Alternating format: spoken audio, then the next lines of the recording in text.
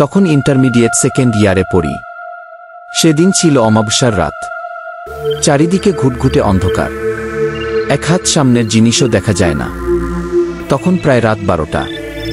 আমার দেশের বাড়িতে কিন্তু রাত 12টা অনেক রাত। সবাই লাইট নিভিয়ে ঘুমানোর প্রস্তুতি নিচ্ছে। আমি রাস্তা দিয়ে হাঁটছি মানে বাসায় ফিরছি। এক বন্ধুর বার্থডে ছিল। সেই বন্ধুর বাড়িতে আড্ডা মেরে খাওয়া দাওয়া সেরে বাসায় ফিরছি। সব দোকানপাট বন্ধ হয়ে গেছে। রাস্তায় শুধু বিক্ষিপ্তভাবে দু একটা কুকুর ঘোরাফেরা করছে। আমি মেইন রোড পার হয়ে গলিতে ঢুকলাম। আমার বাসায় যাইতে হলে এখন এই গলিটা পার হয়ে যাইতে হবে। ঝি ঝি পোকা ডাকার আওয়াজ আসতেছে। কেমন একটা গা ছমছমানি ভাব। আমার অবশ্য কখনোই ভূত প্রেতের ভয় ছিল না। অনেক সময় রাত 2-3টার দিকেও এই গলি দিয়ে এসে রাস্তার মোড়ের টং দোকান থেকে সিগারেট কিনে নিয়ে গেছি। সেদিনও এমন কোনো ভয় আসেনি আমার মনের মধ্যে। গলি দিয়ে হাঁটছি, হাতে জ্বলন্ত একটা সিগারেট। মোবাইলের আলোতে মাঝে মাঝে রাস্তা দেখে নিচ্ছি আর গুনগুন করে গান গাইছি। কে দেখাতো তুঝে ইয়ার দিল মে বাজে গিটার কি। ঠিক তখন গলির মাঝামাঝি হঠাৎ শুনতে পারলাম কে যেন বলল, এক্সকিউজ মি ভাইয়া। আমি মোবাইলের আলো আশেপাশে ঘুরাইলাম, তাকালাম আশেপাশে, কিন্তু কোথাও কেউ নেই। মনে করলাম গলির দুই পাশের কোনো বাসায় হয়তো কেউ বলেছে। আবার হাঁটা শুরু করলাম।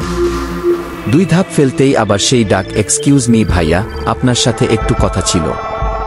এইবার দাঁড়িয়ে পড়লাম। হালকা পাতলা ভয় পেলাম, তবে সেটা ভূতের না, ছিনতাইকারীর। আবার চিন্তা করলাম, আমি যদি এখন এইখান থেকে দৌড় দেই আর এটা যদি আমার পরিচিত কেউ হয়, তাইলে তো দৌড়ের কথা সবাইকে বলে দিয়ে আমার প্রেস্টিজ পাংচার করে দিবে। গলা দিয়ে কথা আসছিল না, তবুও কৃত্রিম সাহস এনে গম্ভীর কণ্ঠে বললাম, কে? উত্তর আসলো, ভাইয়া আমি আপনার একজন ছোট ভাইয়ের মাত। আমি খুব বিপদে পড়েছি, আপনার হেল্পও দরকার।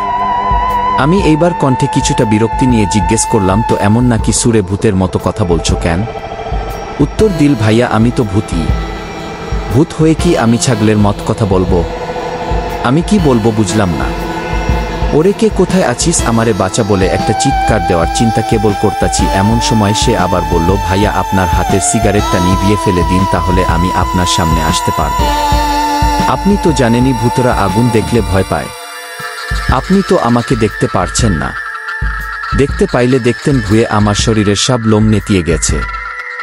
ভয়ে লোম নেতিয়ে যায় নাকি? এতদিন তো শুনেছি ভয়ে লোম খাড়া হয়ে যায়।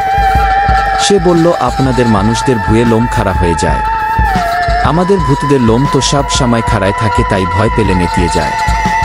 আমি সিগারেট ফেলে না দিয়ে জোরসে একটা টান দিলাম।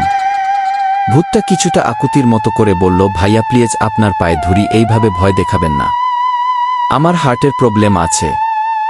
আমি বললাম, তুমি কে, সত্যি করে বলো। আমি জানি তুমি আমার পরিচিত কেউ, আমার সাথে ফাইজলামি করতাছ। আমি ভূত বিশ্বাস করি না। সে বলল, এইভাবে বলবেন না ভাইয়া, আমরা ভূত বলে কি আমাদের কোন মান সম্মান নাই? আপনি এইভাবে আমাদের অস্তিত্বকে অস্বীকার করতে পারেন না। আমি কি কখনো বলেছি যে মানুষ বলতে কিছু নাই, মানুষ বিশ্বাস করি না? বুঝলাম বেশ আত্মমর্যাদা সম্পন্ন ভূত। জিজ্ঞেস করলাম, আমার কাছে তোমার কি দরকার? আমি তোমাকে কিভাবে হেল্প করতে পারি? সে উত্তর দিল, ভাইয়া সাব বলবো তার আগে আপনি দয়া করে আপনার হাতের সিগারেটটা ফেলে দিয়ে নিভিয়ে ফেলুন। ওটা তো এমনিতেই শেষ হয়ে গেছে, এইভাবে ধরে রাখলে তো একটু পর আপনার আঙ্গুলে ছেকা লাগবে। আমি সিগারেটের দিকে তাকালাম। আসলে এটা শেষ। একটু পর সত্যি ছেকা খাইতাম। ফেলে দিয়ে পা দিয়ে নিভিয়ে ফেললাম। তারপর বললাম, এখন বলো কি সমস্যা তোমার? ভূত তার কাহিনী বলা শুরু করল। ভাইয়া আমার নাম উৎখট। বেঁচে থাকতে আমার নাম ছিল উৎপল, মরার পর ভূত হয়ে আমার নাম হয়েছে উৎখট। আমি জিজ্ঞেস করলাম, কতদিন আগে তুমি মারা গেছো? উত্তর দিল, তা তো ভাইয়া কয়েক লাখ বছর হবে। তারপর সে বলল, ভাইয়া চলেন চা খাইতে খাইতে গল্প করি। আমি অবাক হয়ে জিজ্ঞেস করলাম, ভূতরা আবার চাও খায় নাকি? উৎখট বলল, কেন খাবে না?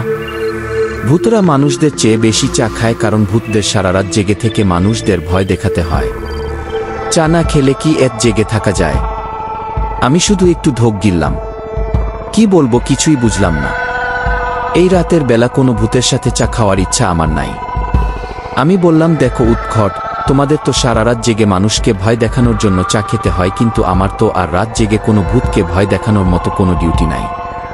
আমি বাসায় যেয়ে ঘুমাবো, তাই আমি এখন চা খাবো না। তুমি তাড়াতাড়ি তোমার প্রবলেমের কথা বলো। সে আবার বলা শুরু করলো, ভাইয়া আমি অনেক শিক্ষিত একজন ভূত। আমি ক্লাস 2 পর্যন্ত পড়েছি। ক্লাস 5 এবং 8 ট্যালেন্ট পুলে বৃত্তি পেয়েছি। আমি ওকে থামিয়ে দিয়ে জিজ্ঞেস করলাম, ক্লাস 2 পর্যন্ত পড়লে ক্লাস 5 এবং 8 ট্যালেন্ট পুলে বৃত্তি পাইলা কেমনে? সে উত্তর দিল, ভাইয়া আপনাদের যেমন ক্লাস 1 ভর্তি হয়ে মাস্টার্স পর্যন্ত পড়ে, আমাদের ভূত সমাজে ঠিক তার উল্টো। মাস্টার্সে ভর্তি হয়ে উল্টো দিকে আসতে আসতে ক্লাস 1 এসে পড়া শেষ হয়। আমি কণ্ঠে বিরক্তি এনে বললাম, যত সব ফালতু নিয়ম।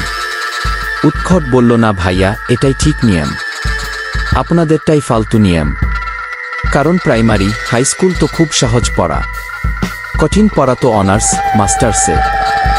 সহজ পড়া পরে উপরের ক্লাসে ওঠার চেয়ে কঠিন পড়া পরে নিচের ক্লাসে যাওয়া অনেক যৌক্তিক, এতে ভিত্তি মজবুত হয়। আমি আর তার যুক্তির কাছে কিছু বলতে পারলাম না। জিজ্ঞেস করলাম, তাহলে ক্লাস 2 পর্যন্ত পরে পড়া ছেড়ে দিলে কেন? ক্লাস 1টা পাশ করলেই তো তোমার একেবারে কমপ্লিট হয়ে যেত। সে তখন বলল, ওই কাহিনীই তো এখন আপনাকে বলবো ভাইয়া। আমি যখন ক্লাস 2তে ভর্তি হলাম, তখন আমার ক্লাসে ভর্তি হলো চেনেহা নামের এক পেতনি। বেঁচে থাকতে নাম ছিল স্নেহা, পেতনি হওয়ার পর নাম হয়েছে চেনেহা। তারপর ভাইয়া আমি চেনেহার প্রেমে পড়ে গেলাম। এই পর্যন্ত বলে আবার সে চুপ। আমি জিজ্ঞেস করলাম, কি হলো তারপর? সে কয়েক সেকেন্ড পর বলল, নিজের প্রেমের কথা বলতে যেয়ে একটু লজ্জা পেয়ে গেছিলাম তো ভাইয়া, তাই একটু চুপ করেছিলাম।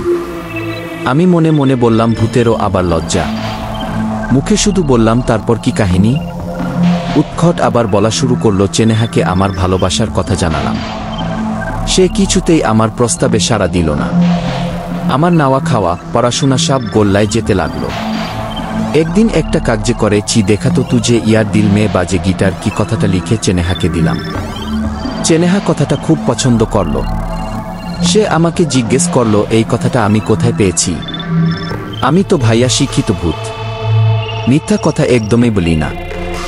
আমি তাকে বললাম যে এটা মানব সমাজের একটি হিন্দি গান, এটা বলাটাই আমার জন্য কাল হয়ে দাঁড়ালো।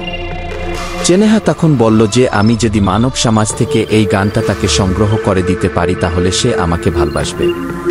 তারপর থেকে পড়াশোনা বাদ দিয়ে আমি এই গান জোগাড় করতে নেমে গেলাম। কিন্তু কোন মানুষ আমাকে হেল্প করেনি ভাইয়া। আমার ভূত পরিচয় শুনেই সবাই উল্টো দিকে দৌড় দেয় অথবা ওইখানেই হার্ট অ্যাটাক করে পড়ে যায়। আমি বললাম, তুমি সবাইকে তোমার ভূত পরিচয় দাও কেন?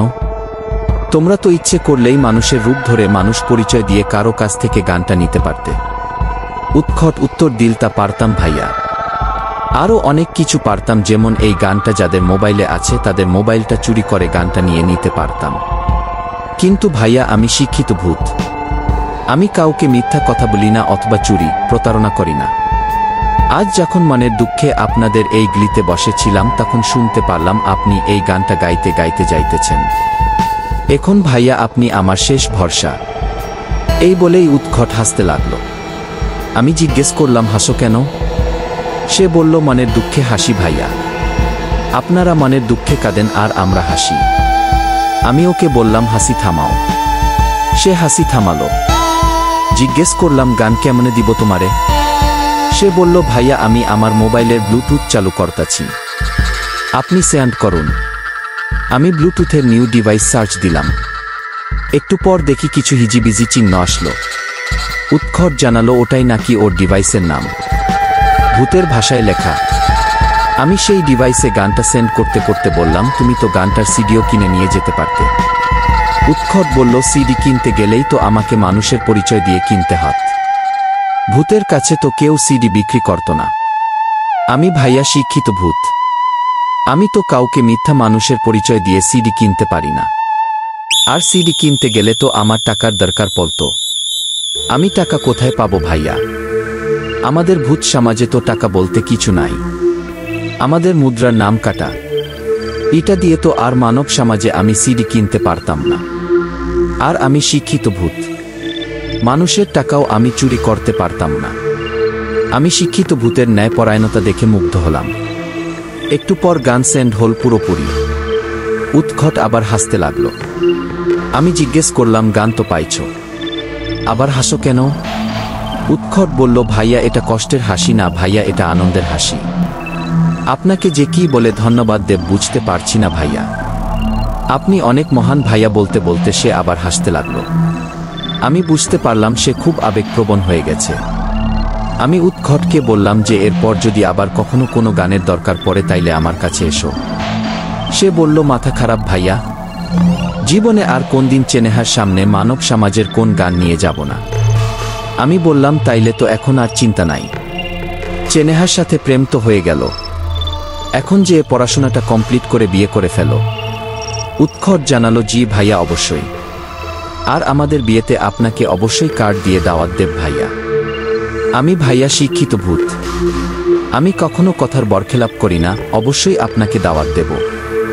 এখন তাহলে আসি ভাইয়া, ভালো থাকবেন। এই বলে উৎকট হাসতে হাসতে মানে কাঁদতে কাঁদতে চলে গেল। আমি সেখানে আরো কিছুক্ষণ দাঁড়ায় থাকলাম, তারপর বাড়ির পথে পা বাড়ালাম।